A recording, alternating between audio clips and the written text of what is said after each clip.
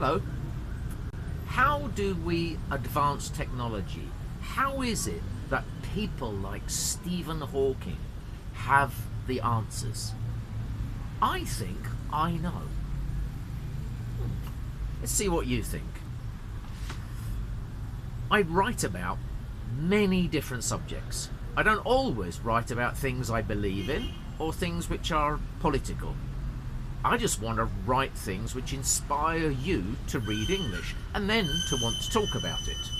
Very often, I write things which are unusual or things most young people don't know about. Normally, I write for educational reasons and not for me, but today is different because this is all about my personal belief, something I have believed in me most of my life, and I would like to try to explain it. Don't panic. I'm not a religious, crazy person with weird ideas. I just want to share some private thoughts with you.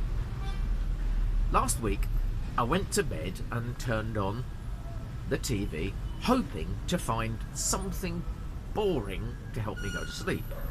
I turned on History Channel, normal for me, History Channel, which gives me a 50-50 chance of finding something really boring that will help me sleep.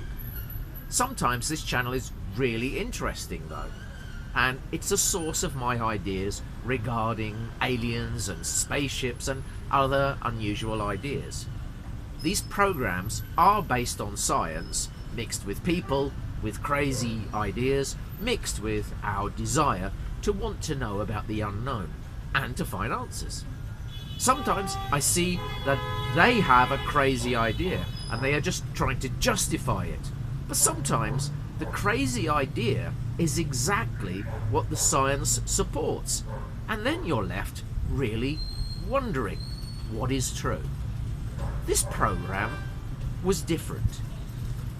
It was different from all of the others because in this case, I am one of the crazy people with the crazy idea. I wasn't actually in the TV program, obviously, but they were expressing my opinion and my ideas that I've had all this time. Before I tell you what this program talked about, please remember, I do not take drugs. No drugs at all. I do not drink alcohol in the mornings when I'm writing these stories. And really, I do not have a long history of mental illness, just a very, very short one. So these ideas I've had have been with a clear brain. This idea has been in my head most of my life, and I was just so shocked and surprised that someone else was saying the things as I see them. Let's start right at the beginning of all of this. I do not believe in ghosts. That's to say, I do not believe in white ladies walking around cemeteries or green monsters or things under the bed. What I do believe is the idea that energy and thoughts and emotions can continue to exist after a person has died. My reason for this is very simple and it's easy to explain. I want all of you to try to remember the very first time you saw me. The very first time. Where was I? What was I doing? What was I talking about? Okay? Now, do you remember that? Do you have an image in your head? Do you have that memory somewhere in you? There must be. Maybe the first time you saw me was just 2 minutes ago, or maybe it was 10 years ago. Just think, when was the first time you saw me? Okay, you got that? Okay, every person watching this video now has a different image of that moment because it was unique to each one of you. You all saw me at different times and you all have your individual memories. So can you show us that image that you have in your head?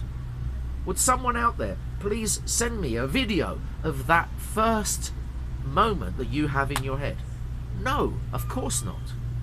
Because all of those memories are stored in our brains and they're just made of magnetic energy which cannot be seen. Got it?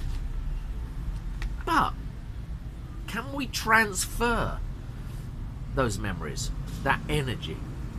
Is it possible to move memories? As soon as computers were invented, which happened in my life, I recognise the similarities that they have with brains. So can we copy and paste things from one brain to another? Well, we can share files, and we can put information into someone else's file or archive. For instance, if I tell you that the word angustia is angst in English, I have now passed some information from me to you. It depends how you save that information and where you choose to save it. Maybe it will just stay in your temporary folder just for a few hours.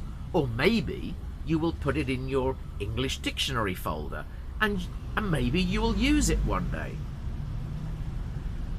What if I told you that Donald Trump was killed today while playing golf in New York?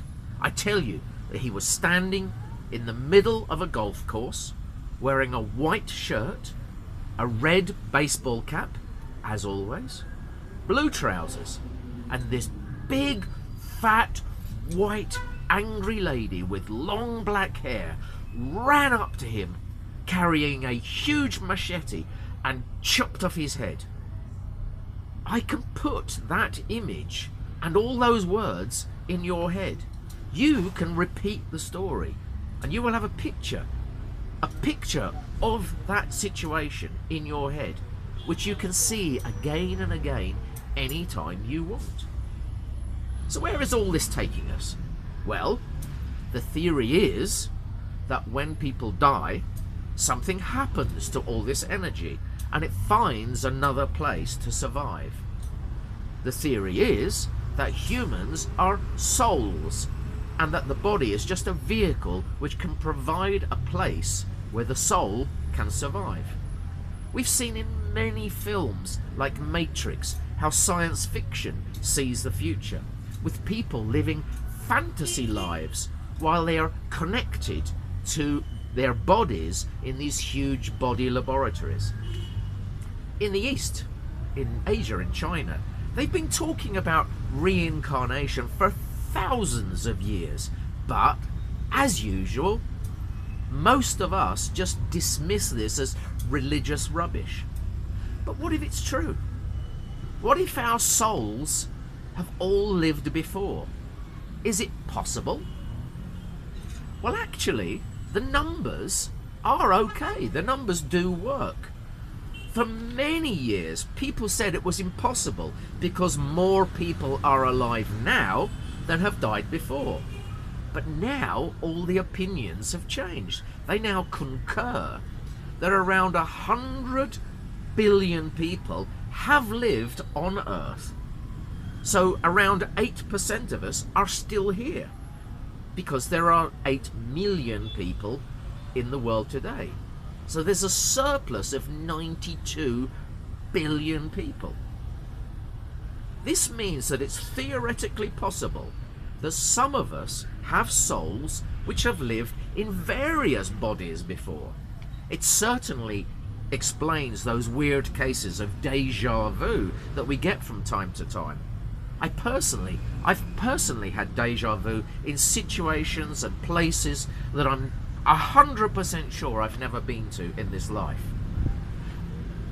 While I remember, 1 billion in English is 100 million. It's not a million million. In Colombia, a billion is a million million. When they talk about statistics around the world and they talk about 100 billion people, this is 1,000 million. 1,000 million. I do apologise, I have a wasp around me. I'll try to continue. Now, returning to the comparison with computers and brains, we now all use clouds to store information. Okay, electronic clouds. Well, this is the theory that our stored information also goes to a cloud. And there are people who say that they can connect with this. During this documentary that I was watching on the History Channel, they had this spiritual man from India, and they had him in a laboratory with electrodes all over his head. So we had a screen and we could see his brain activity, his normal brain activity. They asked him some normal questions. They asked him his name. They asked him to calculate things, remember things. And we saw his brain, just moving here while he was using his memory. He was calculating things. They asked him to imagine things. And they also had another person sitting there, a normal person, and his activity was very, very similar.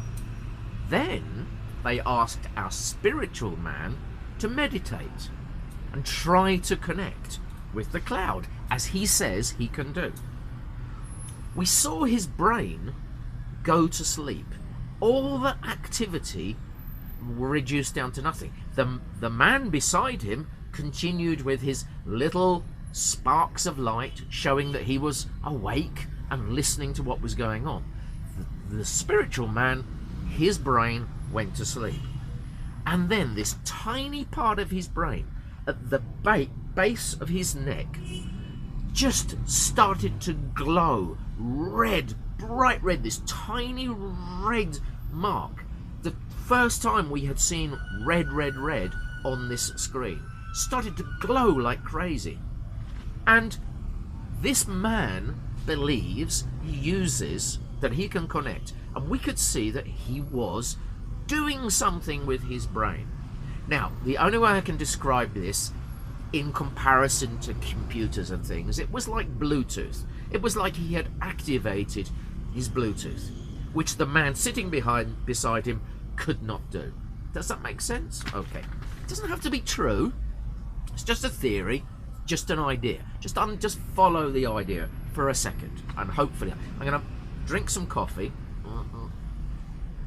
and put it over here, because I think that's what the wasp is after. Okay. Until now, this has only been a slightly crazy story. But now, here comes the big stuff. This is the serious part. Everything is connected to my interest in pyramids and stone circles. What is that all about? What's the truth behind the mystery with pyramids and stone circles and statues in San Agustin? All of that we don't understand. I think people forget how long ago this earth was formed, and they forget that we, humans and animals, have only been here for a tiny, minuscule fraction of that time. I'm not saying that man was here before the dinosaurs, and I'm not trying to change the well-researched history of our planet, because the scientists can prove everything, okay? I think there's a part missing, and I think the part is missing in the story of man. Let me show you something here that I just, very high tech. If this is a clock, and this clock is the life of the earth, okay? So 12 hours of the life of the earth. At 000 is when the earth was formed, 4.5 billion years ago, okay? So 4,500 million years ago. And the earth was formed, and 4 billion years passed before the dinosaurs arrived, okay? So the dinosaurs arrived around about 10:30 on our clock, and they lived and they died, and then life continued on the earth, things happened, and around about 11:59 man arrived. There were some animals in between, some crocodiles and some monkeys and things, but man arrived at 11:59. Very, very, very short time ago, okay? My theory is we have a lot of possibility in this area. We have a lot of things that could happen in this area here. Let's have a look at what could have happened in that time. If you take a plastic bag from Exeter or any supermarket, and you expose it to the sun and the rain, and you just ignore it, then within just a few weeks or just a few months, it literally turns to dust. It's useless as a plastic bag. If you then cover that dust with more things, with more rubbish from life, and you compress it, and you compress it, and you compress it, then it becomes completely part of the earth which is surrounding it. This will happen to a plastic bag, or a Ferrari car, or a spoon. Eventually, everything goes back to being part of the earth and those four main elements. There's a big race. Everybody's in a hurry to finish documenting the Titanic ship, because it's now deteriorating so fast that soon there will be nothing to document. It will just disappear. The Titanic was a huge ship. It was more than 3 football pitches long. It was 350 meters long. It was huge. And it only sank about 105, 106 years ago. But we know that within 200 years, it will just be dust. It will be gone. Okay?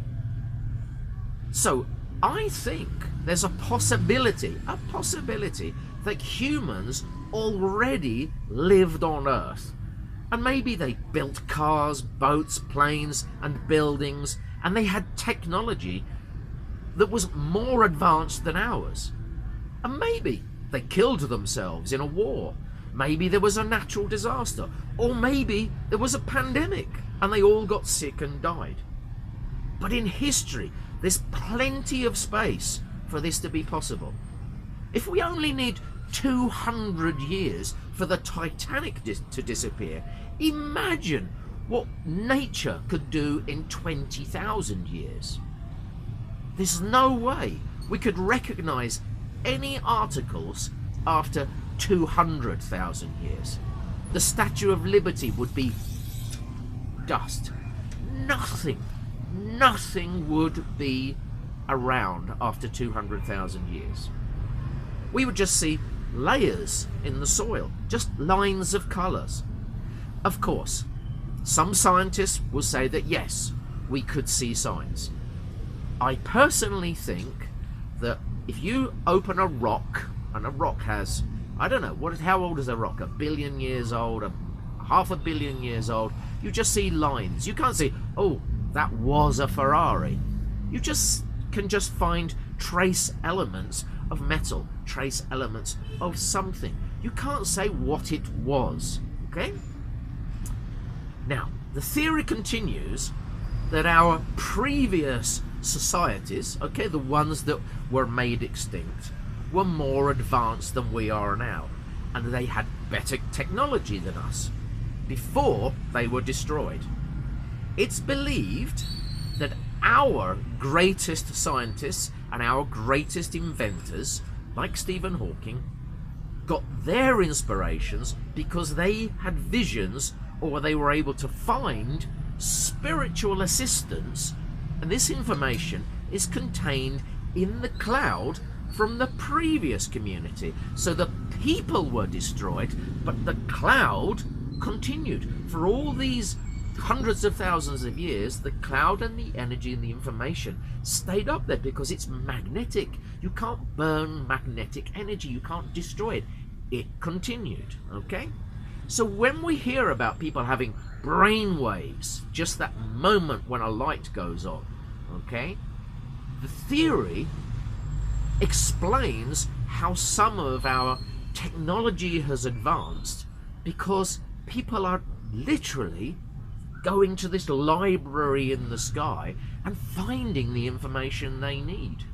I think Stephen Hawking mentioned the black hole 50 years ago. He was like in his 20s or something. 50 years later, we see images of a black hole. Where did that come from? Where did his theory come from? Yeah, this is the theory.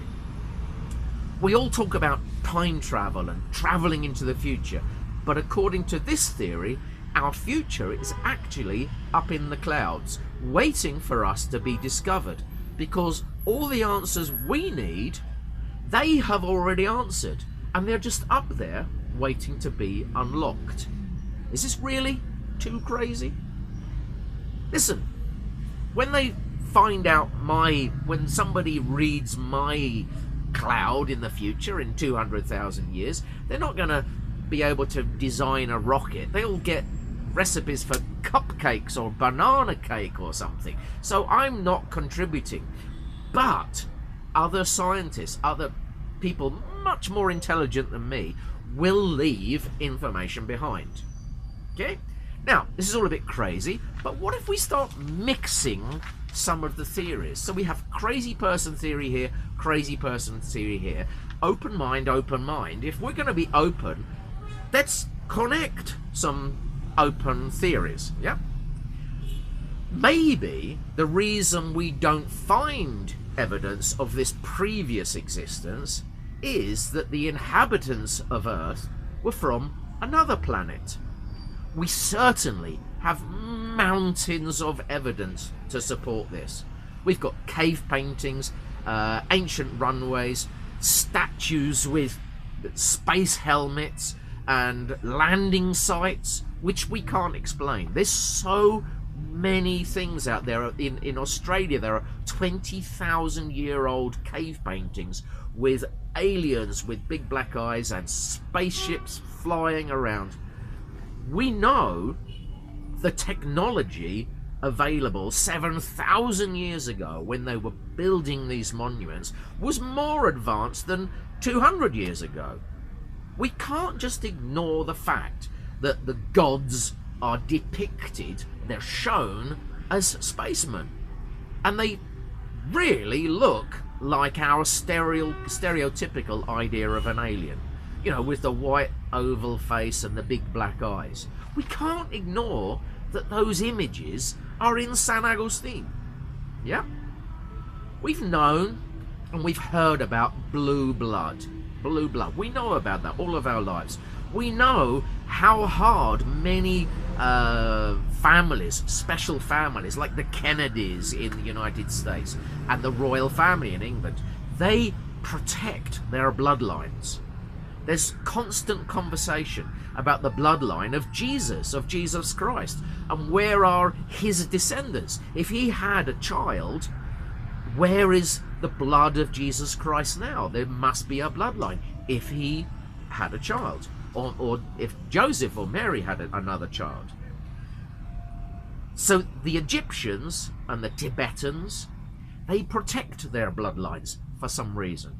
And the theory is that the aliens from hundreds of thousands of years ago or 50,000 years ago, whenever it happened, they procreated. They had children with normal people from the earth.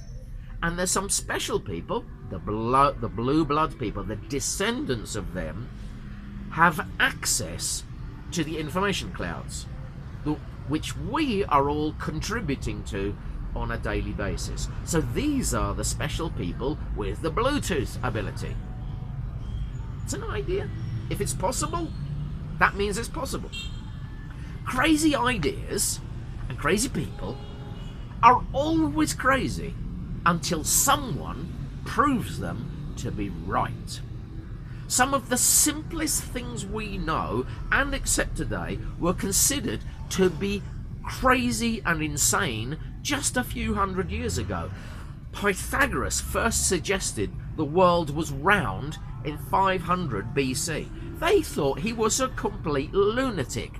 The earth is round? But then Aristotle confirmed it 150 years later, and people were finally convinced.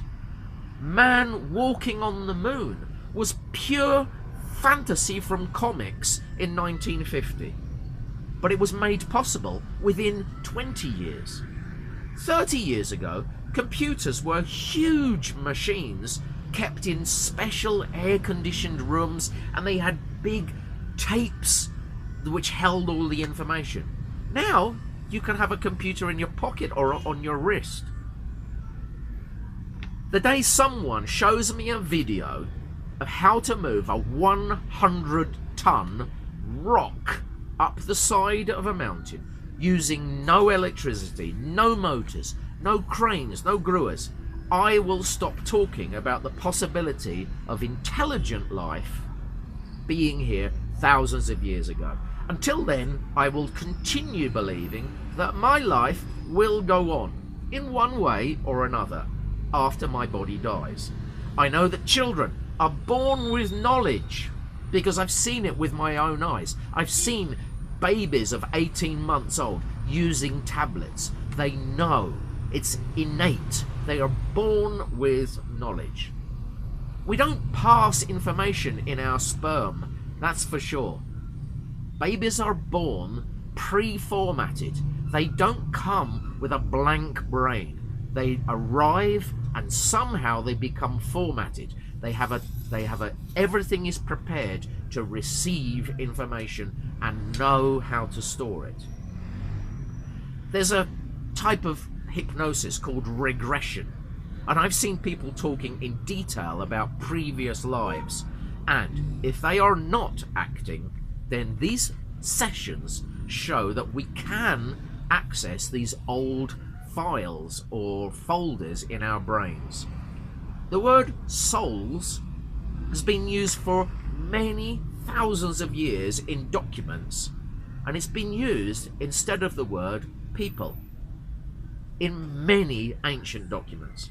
Did you know that the distress call SOS stands for Save Our Souls? Somebody somewhere knows all the answers to all of these questions, but for some reason they don't want to tell us.